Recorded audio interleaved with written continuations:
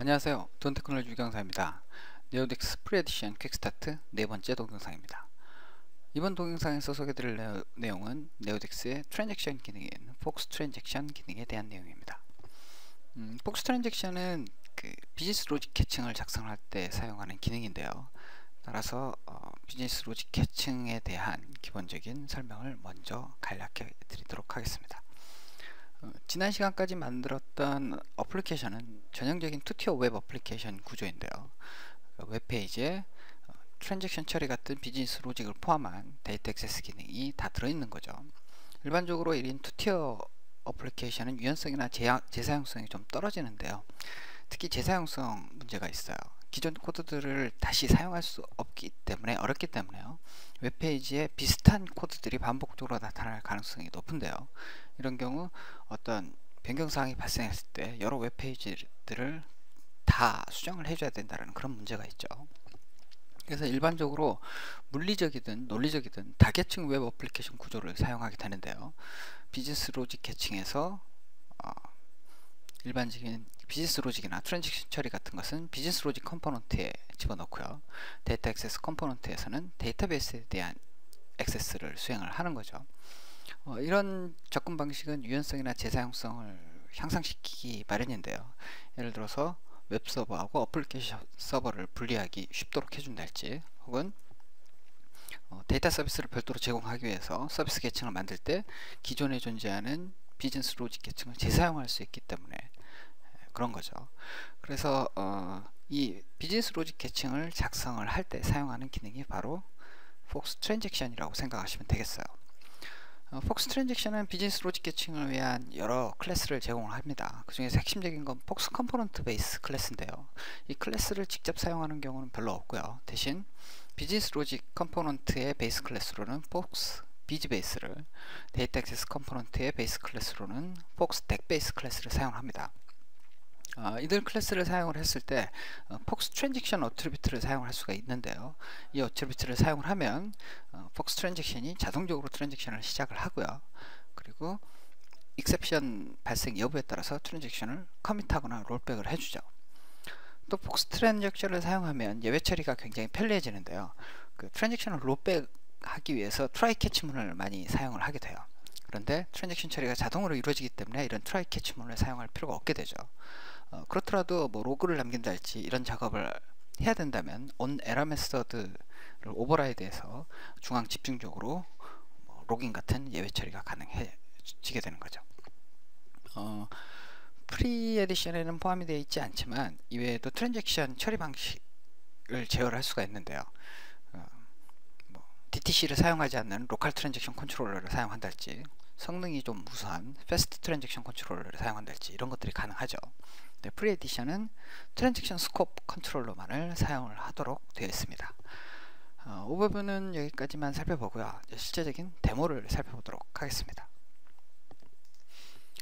폭스 트랜잭션 데모는요, 지난 동영상에서 만들었던 이 웹페이지의 내용을 바꿔볼 건데요. 먼저 추가 수정 삭제 작업이 이루어지면 이 작업들을 하나의 트랜잭션으로 묶을 거고요. 또 비즈니스 로직 계층을 도입을 해서 어플리케이션 구조를 바꾸는 걸 보여드리도록 할게요. 그래서 비즈니스 로직 계층을 위해서 클래스 라이브러리 프로젝트를 하나 만들었어요. 네오덱스도 설치를 하고요. 그래서 웹페이지는 이제 더 이상 데이터 액세스 코드를 가지고 있지 않고요. 대신 비즈니스 로직 컴포넌트나 혹은 데이터 액세스 컴포넌트를 직접 호출을 하죠. 비즈니스 로직 컴포넌트와 데이터 액세스 컴포넌트는 폭스 트랜잭션을 사용하지 않고 만들어 봤어요. 그래서 폭스 트랜잭션을 사용했을 때하고 그렇지 않았을 때의 그 차이점을 보여드리기 위해서인데요. 비즈니스 로직 컴포넌트의 세이브 메소드를 살펴보시면 DB 액세스 오브젝트를 크리에이트 하고 있죠. 데이터 액세스 컴포넌트임에도 불구하고. 그 이유는 추가 수정 삭제를 하나의 트랜잭션으로 묶기 위해서 트랜잭션을 시작을 해야 되기 때문에 그래요.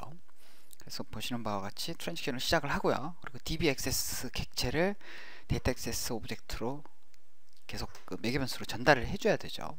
그리고 이러한 작업들, 추가 수정 삭제가 모두 성공을 하면 커밋을 수행을 하고요. 익셉션이 발생한 경우에는 캐치 문장에서 롤백을 해줘야겠죠.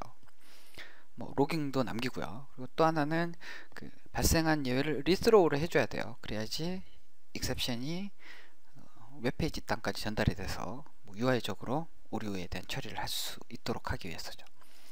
데이터 액세스 컴포넌트도 간단하지만은 않아요. 매개 변수로 폭스 DB 액세스가 넘어오면 그걸 사용해서 데이터 액세스를 하면 되겠지만, get 데모 프로덕트와 같이 그 웹페이지에서 트랜잭션 없이, 단순 조회인 경우에는 트랜잭션을 사용할 필요가 없으니까요. 트랜잭션 없이 호출되는 경우에는 스스로 DB 액세스 오브젝트를 만들어야 되죠. 그래서 이와 같이 if문을 사용을 해서 DB 액세스 오브젝트를 만들고 있어요. 자, 이렇게 그 트랜잭션을 이용을 해서 작업을 하려면 개발자가 신경 써야 될 부분이 상당히 많죠. 이 코드를 폭스 트랜잭션을 사용했을 때 어떻게 바뀌는지 살펴보시죠. 먼저 데이터 액세스 컴포넌트를 바꾸시려면 베이스 클래스를 폭스 덱베이스로 바꿔주시면 돼요. 그리고 이 폭스 덱베이스는 이미 폭스 트랜잭션 어트리뷰트가 이미 명시가 되어 있고요. 트랜잭션 옵션도 서포티드로 적절하게 주어져 있어요. 그래서 특별하게 할 필요가 없고요. 그리고 이제 이렇게 폭스 DB 액세스를 매개 변수로 받거나 이렇게 생성할 필요도 없어요. 왜냐하면 폭스 덱베이스에서 DB 액세스 오브젝트를 자동적으로 만들어주기 때문이죠. 그래서 그 DB 액세스라는 속성을 사용을 하시면 만들어진 DB 액세스 오브젝트에 접근을 하실 수가 있어요. 업데이트 코드도 수정해 볼까요?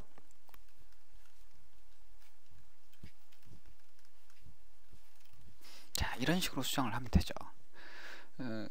폭스 트랜잭션을 썼을 때의 장점은 데이터 액세스 오브젝트를 생성을 하거나 트랜잭션을 고려를 해야 된달지 이런 것들에 대한 것을 개발자가 신경 쓰지 않고 핵심적인 기능, 데이터 액세스 컴포넌트 같은 경우는 쿼리겠죠. 이런 것에 집중을 할 수 있도록 해준다라는 거죠.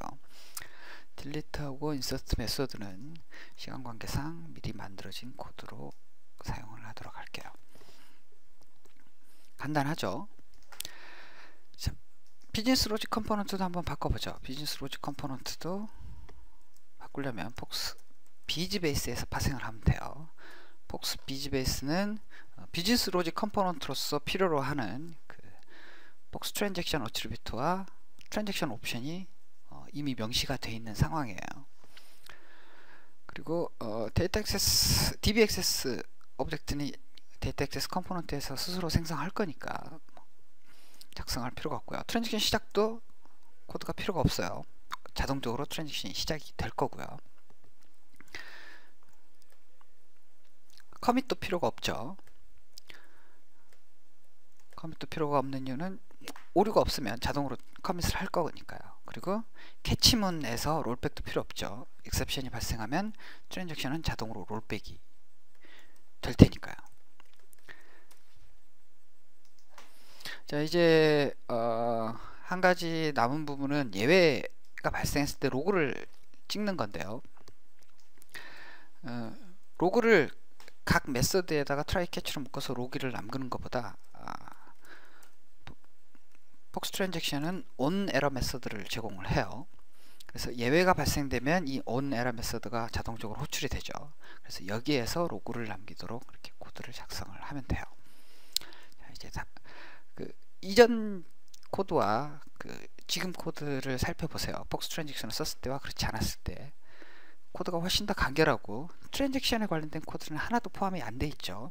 그래서 개발자가 비즈니스 로직에만 집중을 할 수 있도록 해준다라는 거죠. 데모를 한번 수행을 해보면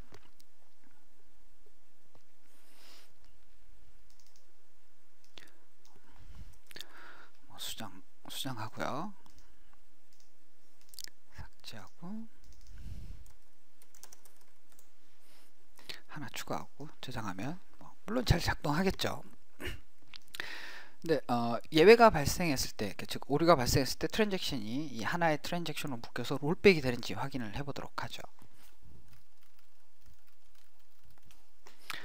자, 이렇게 업데이트 메소드에서 강제적으로 예외를 스로우 했어요. 이랬을 때 트랜잭션이 전체적으로 롤백이 돼야 되겠죠. 추가되거나 삭제된 것도 롤백이 돼야 돼요. 자, 실제로 그렇게 되는지 확인을 해보죠.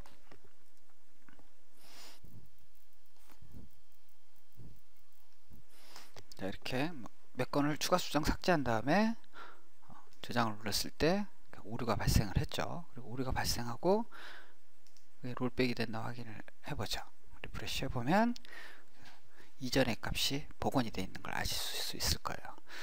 로그를 남기는 코드도 집어넣었으니까 로그도 남았나 한번 확인해 보죠.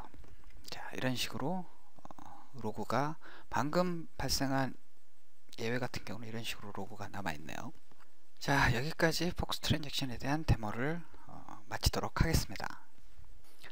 지금까지 네오딕스의 트랜잭션 기능인 폭스 트랜잭션 기능에 대해서 살펴봤습니다. 다음 동영상에서는 SQL 문장을 별도의 XML 파일에 넣어서 사용할 수 있도록 해주는 폭스 쿼리에 대해서 살펴보도록 하겠습니다. 감사합니다.